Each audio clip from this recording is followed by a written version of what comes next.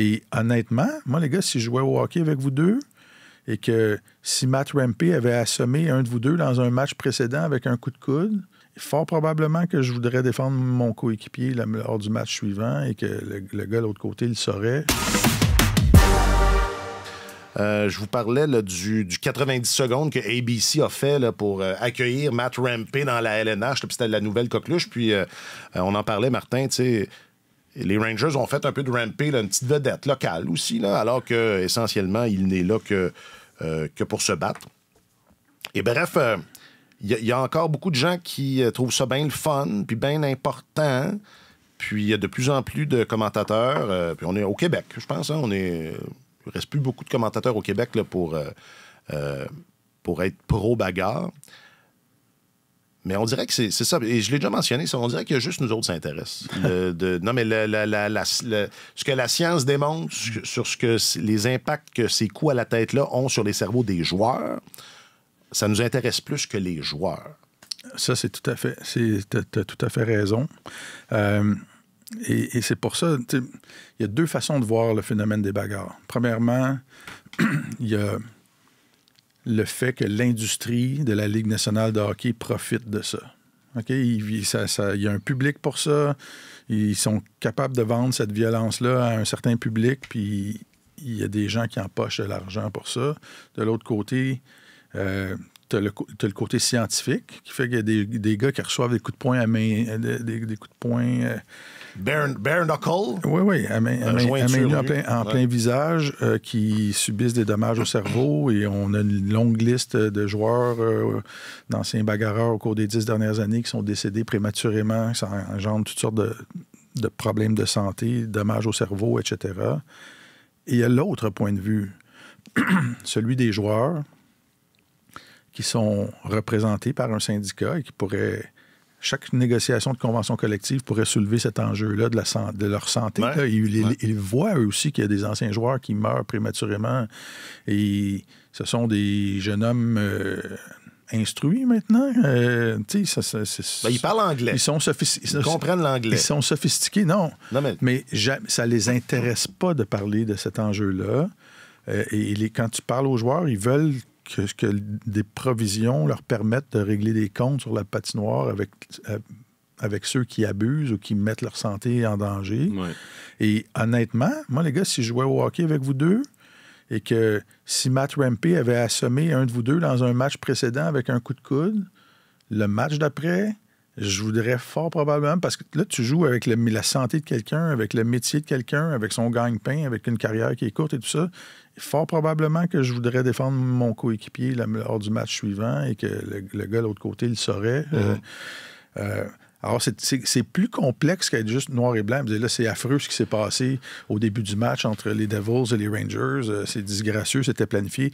Tout le monde le savait dans l'aréna que les Devils allaient vouloir se venger.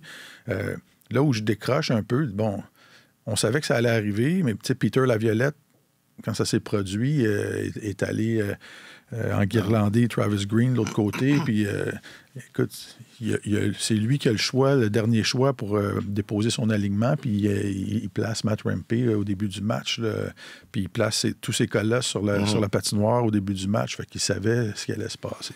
Alors, il y avait un côté disgracieux là-dedans, mais moi, je l'écris le plus souvent possible que c'est épouvantable que la Ligue nationale continue à tolérer ça. Mais de l'autre côté, les joueurs veulent rien savoir de ça. Ce sont des adultes, des hommes d'affaires, ils ont des agents, tout ça. Puis eux ne veulent pas en parler, cet enjeu-là.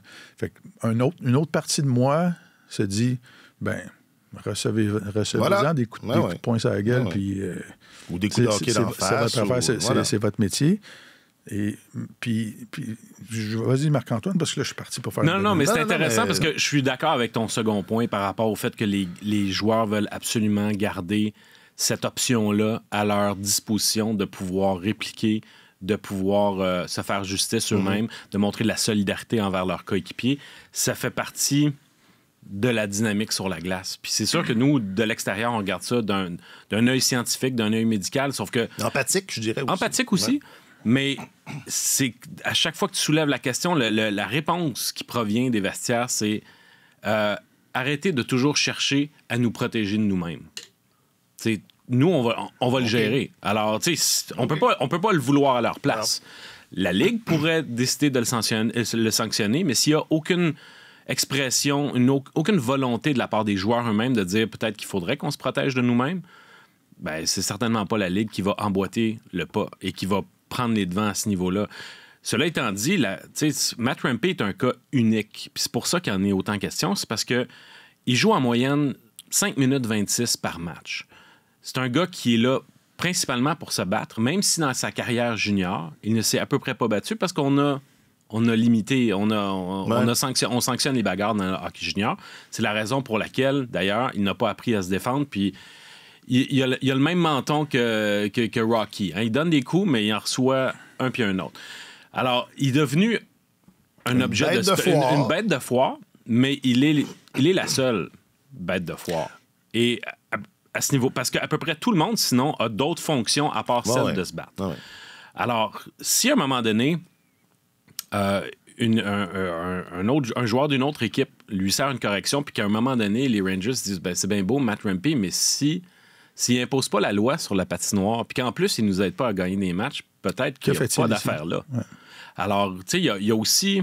Parce que là, c'est un nouveau venu des Devils, Curtis McDermott, qui voulait lui régler son cas. Curtis McDermott, c'est pas un grand joueur, mais il s'accroche à une carrière dans la Ligue nationale, puis c'est un gars qui est quand même imposant. Et c'est qui avait été blessé par Rempe dans un match précédent? Jonas Siegenthaler. Bon, merci, parce que j'ai pas fait... écoute, la chronologie est la suivante. Il y a eu... Parce que tout ça, c'est le développement d'une rivalité vraiment sanguine entre les Devils du New Jersey puis les Rangers de New York. Alors, au mois de février, Matt Rempe donne un coup qui blesse un joueur des Devils qui s'appelle Nathan Bastian. Dans le feu de l'action, là, pas dans le feu de bataille. Non. Et donc ça se passe à la fin février. Après ça, à la date limite des transactions, les Devils se disent, il nous manque un colosse. On veut pas que ça arrive. On a besoin d'un gars qui va pouvoir être un redresseur de tort. Ils vont chercher McDermott. Alors, dans le match suivant, entre les deux équipes, le 11 mars... c'est la meilleure chronologie que j'ai entendue à date. C'est pas pire, hein? Alors, Rempe sort le coude contre Siegenthaler. Il reçoit une punition de 5 minutes et le nouveau venu McDermott, voulant se porter à la défense de son nouveau coéquipier, veut se battre. Ouais.